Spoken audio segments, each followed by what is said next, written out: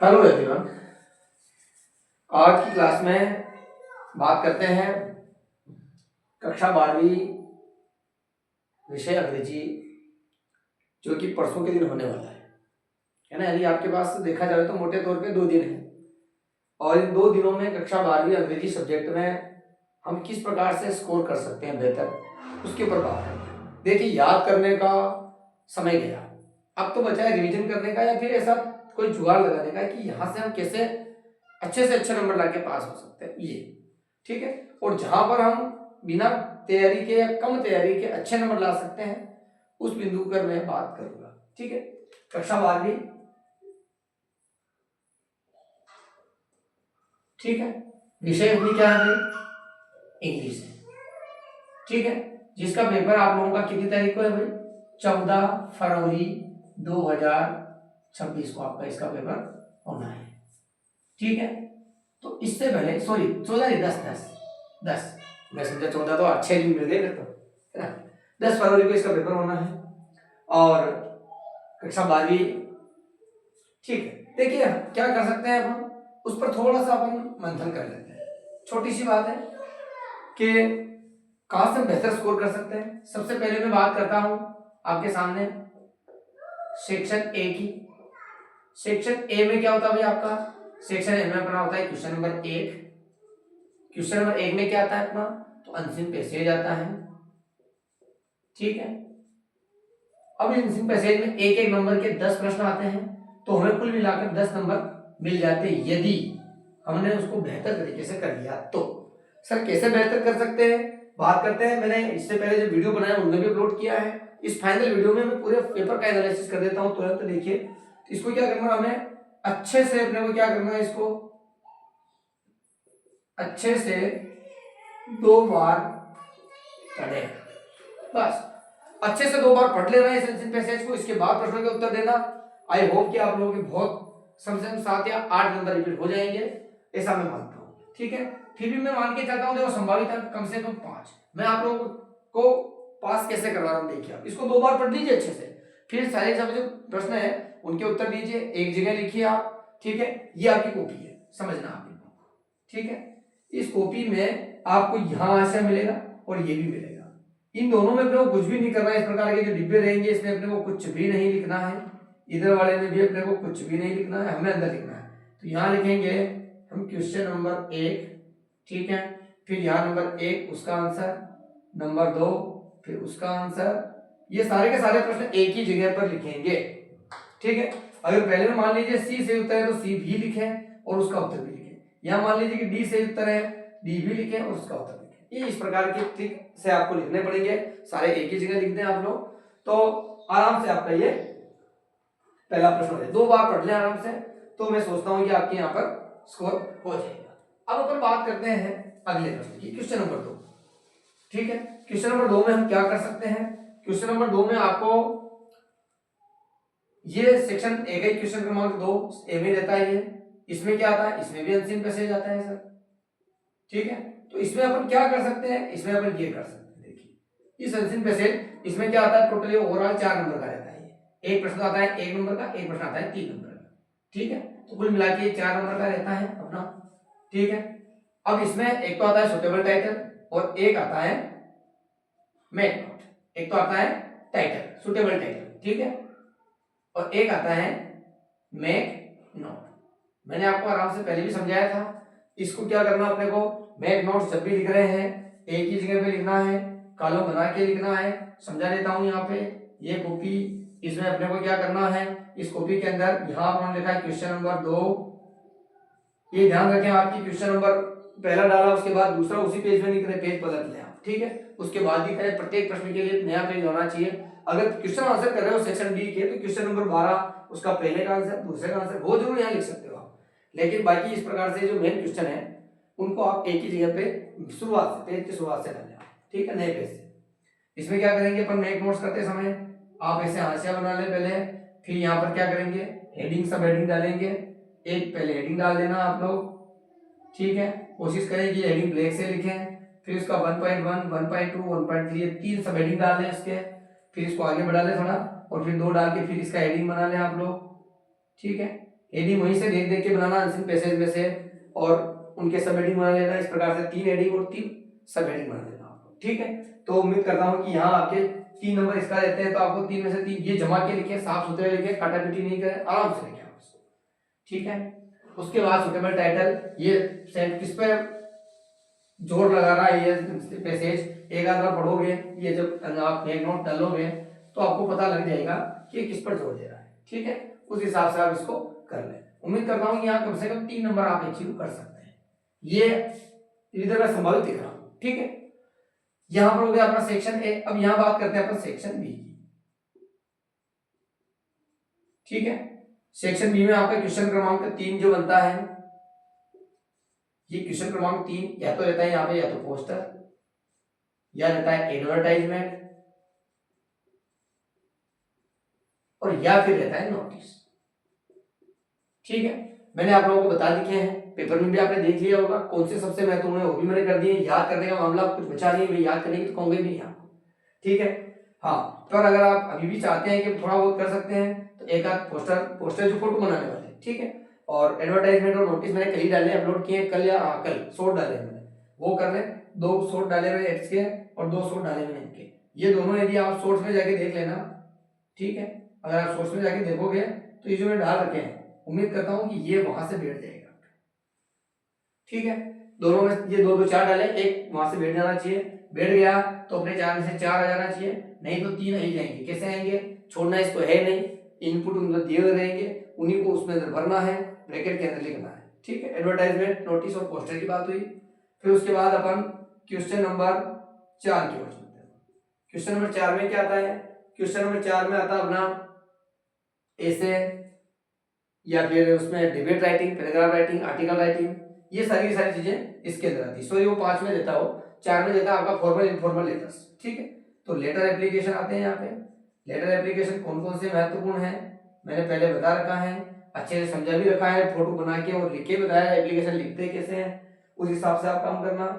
जो याद करवा रखी है, जो याद आपने कर रखी है वो बैठ गई तो बहुत अच्छी बात, नहीं बैठी तब क्या करना, तब अपने को देखना है कि यू आर अमित, तो आपको योर्स इमीडिएटली के बाद अमित लिखना है। और दे रखा है कि you are studying at government higher secondary school Dhar, तो आपको ये पता करना है कि government higher secondary school Dhar में आप पढ़ते हैं, ठीक है। तो आपने को to the principal government higher secondary school Dhar लिखना है, नहीं कि आप अपने स्कूल का नाम लिखें, ठीक। 2 चीजें। तीसरा सब्जेक्ट उसमें दिखता रहेगा कि किसको लिखनी है एप्लीकेशन, तो एल एप्लीकेशन फॉर, वो इस प्रकार से। फॉर्मल है कि इनफॉर्मल, कैसे पता लगेगा सर, फॉर्मल और इनफॉर्मल का हमें तभी पता लगेगा कि जो लिखने की कह रहा है वो किसको लिखने कह रहा है। यदि किसी अधिकारी को लिखने की कह रहा, प्रिंसिपल को लिखने की कह रहा, वकील या अपने कलेक्टर महोदय को लिखने की कह रहा, तहसीलदार को लिखने की कह रहा, सीएचओ को लिखने की कह रहा, पोस्टमैन को लिखने, या पोस्ट ऑफिस या पोस्ट मास्टर को लिखने की कह रहा, ये सारे अधिकारी होते हैं। तो इन सबको हम हमेशा एप्लीकेशन लिखते हैं, तो हम वहाँ एप्लीकेशन लिखेंगे, ठीक है। आपके पेपर में एप्लीकेशन है लेटर, सारे में लिखा रहेगा write a letter, write a letter, ठीक है। तो आप कंफ्यूजन नहीं हो जाए कि सारे लेटर ही आए हैं, ऐसा नहीं। वहाँ एप्लीकेशन भी हो सकती है, इनफॉर्मल होगा तो लेटर है, फॉर्मल है तो एप्लीकेशन है। ध्यान रखें, आप याद करें वो आ जाए अच्छी बात है, नहीं तो आप उसको ध्यान से देखें भी इसमें क्या कह रहा है। ये 3 चीजें आपको ध्यान रखनी है। वर्ड्स ऑफ डेडली के बाद नाम आपको लिखनी किसको है, उसका सब्जेक्ट क्या है, ये 3 चीजें कर ली तो उम्मीद करता हूँ कि 3 नंबर यहाँ पर आराम से रिसीव कर लेंगे, ठीक है। फिर आता है क्वेश्चन नंबर 5। क्वेश्चन नंबर 5 में क्या कर सकते हैं, क्वेश्चन 5 में ऐसे, या फिर आता है पैराग्राफ राइटिंग, या आता है आर्टिकल राइटिंग, या आता है अपना पैराग्राफ, आर्टिकल, ऐसे, डिबेट, है ना। ये पर है कुछ, ये तो आते भी नहीं दोनों। तो इन दोनों में पैराग्राफ और आर्टिकल, इनके भी मैंने कल या 1-2 दिन पहले शॉर्ट बना के डाल रखे हैं, वो दोनों मेरी उम्मीद से महत्वपूर्ण है। आप अगर वो कर लेंगे तो काम बन जाएगा। इंपोर्टेंस ऑफ ट्रीज डाला है मैंने, और एक मैंने डाला है उसमें value of games and sports डाला है मैंने उसमें, तो आप देख लें दोनों को, 2-3 इजी रहने तैयार कर लें इसको, तो कम से कम आप तैयार करें, ये तैयार करने का ही विषय है। और बाकी की सर हम मन से लिखते हैं, तो मन से तो अंग्रेजी में लिखना पड़ेगा, हिंदी में तो लिखना नहीं उसको, ठीक है। अगर आप तैयार कर पाते हैं तो उम्मीद करता हूँ कि आ जाएंगे, नहीं तो नहीं बेटा तो फिर दिक्कत आएगी आपको। अगर फिर भी आप लिखें 2 नंबर आने की संभावना तो यार रखें, नहीं आने की कंडीशन, ये नंबर नहीं आने वाली कंडीशन के दिखा रहा हूँ मैं। ऐसा नहीं कि आप मान के चल लोगे सर ये नहीं आएंगे क्या हमारे, जो फुल कॉन्फिडेंट है, जिसने पूरी अच्छी प्रिपरेशन कर रखी है, वो तो पूरे में से पूरे लाएगा ना, उसको पूरे लाने हैं, ठीक है, आपको तो पूरे नंबर लाना, ऐसा मान के चलिए, ठीक है। फिर यहाँ सेक्शन बी अपना खत्म हो जाता है, ठीक है, ये अपना सेक्शन ए था, ये बी था। अब बात करते हैं अपन सेक्शन सी की, ठीक है। सेक्शन सी ग्रामर है, सेक्शन सी क्वेश्चन नंबर जो अपना छठा है, ये फिल इन द ब्लैंक्स है। कल मैंने एक सोर्स डाला है, कल क्या डाला भाई, सोर्स, उसमें मैंने 31 फिल इन द ब्लैंक्स लिए, कितने लिए हैं, 31, 31, वो मैंने पहले पेपर में भी लिए थे और वही मैंने आपको समझाया भी है वीडियो बना के, और कल मैंने उसका सोर्स भी डाल दिया है। आप चाहो तो उस वीडियो को रोकते जाना, पढ़ते जाना, रोकते जाना, पढ़ते जाना, रोकते जाना, पढ़ते जाना, उसको पढ़ लो बार बार, 2-4 बार। ये सबसे इंपॉर्टेंट चीज है, अगर इसको आप 3-4 बार पढ़ लोगे ना पेपर को, एक भी गलत नहीं जाएगा, और उम्मीद करता हूं कि 4 नंबर की आपके परीक्षा में रिपीट हो जाएगी, ठीक है। 4 नंबर की उम्मीद है कि वहां से रिपीट होंगे ही होंगे। ये क्वेश्चन नंबर अपना 7वां, ये क्या है भाई, डू एज डायरेक्टेड, ये मैंने आप लोगों को करवा रखे हैं, वीडियो जाके देख लें आप आराम से, और रिपीट तो होगा। क्या क्या पूछेगा डू एज डायरेक्टेड में, एक तो इफ अनलेस पूछेगा, पक्की बात, ठीक है, इफ अनलेस पूछेगा, सो दैट पूछेगा, पक्के कर लें इन दोनों को, और उसके बाद आप नो सूनर देन कर लें,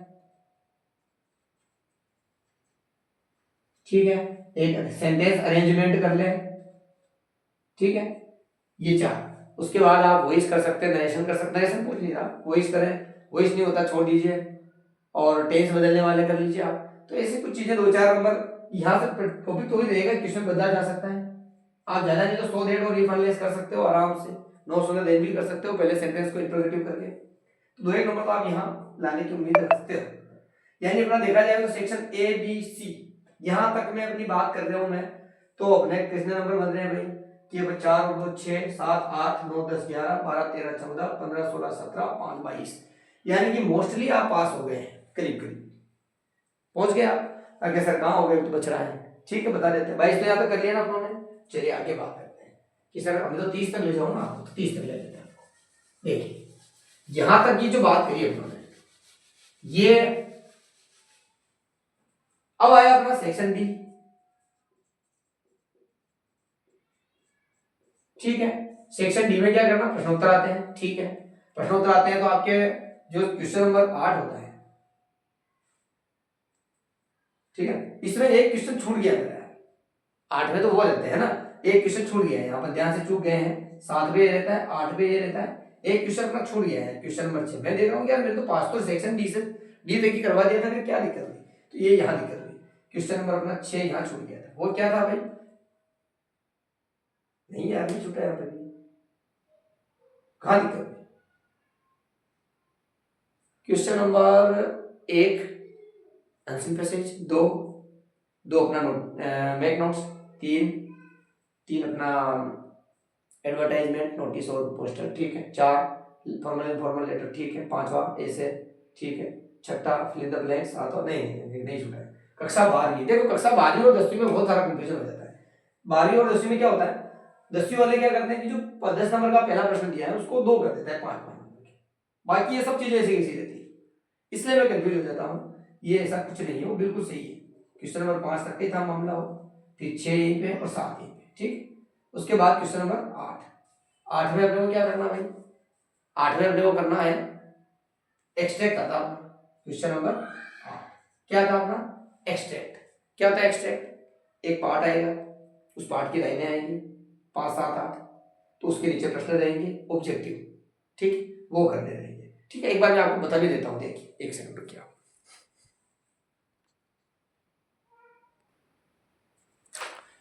ये देखिए, ये आपका पेपर जो मैंने पहले तैयार किया था वही है। क्वेश्चन नंबर 8 में क्या था आपका, फ्लेमिंगो जो आपकी बुक है उसमें से आपका कोई एक पार्ट का वो एक्सट्रैक्ट उठाएगा, ठीक है, एक्सट्रैक्ट आएगा, उसको पढ़ना है, फ्लेमिंगो में से आएगा, एक एक अंक के 5 प्रश्न पूछेगा, ओवरऑल 5 नंबर का रहेगा। अब उस पार्ट को पढ़ना है और नीचे प्रश्न दिए रहेंगे उनके उत्तर देना है, इसको भी 2 एक बार पढ़ के उत्तर देना, निश्चित रूप से 4 नंबर जाओगे, कितने 4 आराम से। फिर नीचे क्या आएगा प्रश्न क्रमांक 9 में, प्रश्न क्रमांक 9 में ए और बी करके 2 आएंगे, ए में क्या आएगा, ए में आपकी पोइम आएगी, और बी में आपका सप्लीमेंट्री रीडर आएगा। यहाँ किससे आएगा वो? पोइम से। यहाँ कहाँ से आ रहा था? प्रोज से, पार्ट से। यहाँ पोइम से आएगा और यहाँ किससे आएगा? सप्लीमेंट्री रीडर से आएगा। आएंगे पार्ट की लेने ही, यहाँ पोइम की लेने आएंगे 4। पोइम की लेने में क्या पूछ सकता है? पोइम का नाम शुरू हो सकता है, ये क्या कह रहा है इन पंक्तियों में, ये पूछ सकता है, राइम स्कीम पूछ सकता है ना, स्टेंजा पैटर्न पूछ सकता है, वो सब चीजें। 3-3 नंबर के, यहाँ 1 नंबर के 3 प्रश्न आएंगे। अगर अच्छे से पढ़ के जाओगे तो 2 नंबर तो रेज्यूमे से आएंगे। यहाँ 1 नंबर के 4 प्रश्न आएंगे, अच्छे से करोगे ढंग के तो 2 नंबर तो फिर ही मानूंगा, कोई निश्चित है, मान के जवाब। लीजिए यहाँ तक का मामला जो था, इसमें याद करने का कुछ था क्या? पहले में नहीं था, दूसरे में नहीं था, पहले उसमें था ही नहीं, तीसरे में क्या था भाई? एडवर्टाइजमेंट और नोटिस है। अगर तैयार करते हो तो प्रॉपर में से पूरे नंबर लाओगे, नहीं करते हो तो इनपुट में से भर भर के देखना। 3 की जगह भी आप 2 मान लो कि नहीं सर 3 तो आपने ज्यादा बताया, 2 मान 2 कर लेना, आराम से हो जाएंगे। ठीक है, लेटर एप्लीकेशन इनपुट देख देख के भरना, 3 नंबर आराम से आएंगे। और ऐसे पैराग्राफ आर्टिकल राइटिंग में 2 नंबर आ जाएंगे। और फिर इन द ब्लैंक्स जो मैंने लिखा रखे अगर पक्के याद किए तो 4 नंबर आएंगे। डू एज डायरेक्टेड जो मैंने लिखा रखे उनको भी कंठस्थ करके जाओगे तो 3-2 से ज्यादा आएंगे, 4 बैठेंगे। अब आप नहीं कर पाओ अलग बात है, तो भी मैंने 2 मान लिए। चलो एक्सटेंट 2 बार पढ़ना, उत्तर देना, 4 आ जाएंगे। पोएम वोएम दोनों में भी यही ऑब्जेक्टिव आएंगे, इसमें भी 3 प्रश्न ऑब्जेक्टिव आएंगे, इसमें भी 3-4 ऑब्जेक्टिव आएंगे। तो ये भी आप इससे करोगे तो आराम से हो जाएगा। यानी जो हमने पहले काउंट किया था कितने हुए थे? 22 हुए थे। 22 और 8 कितने हो गए? 30 हो गए। कितने हो गए? 30। ये बिना पास कर पार्ट पढ़ने वाली में बात नहीं कि सर थोड़ा और इंप्रूवमेंट चाहते हैं, इसमें भी डाउट है हमको, थोड़ा और चाहते हो इंप्रूवमेंट, चलो थोड़ा और आगे बढ़े, थोड़ा इंप्रूवमेंट के लिए थोड़ा सा और आगे बढ़िएगा। ठीक है,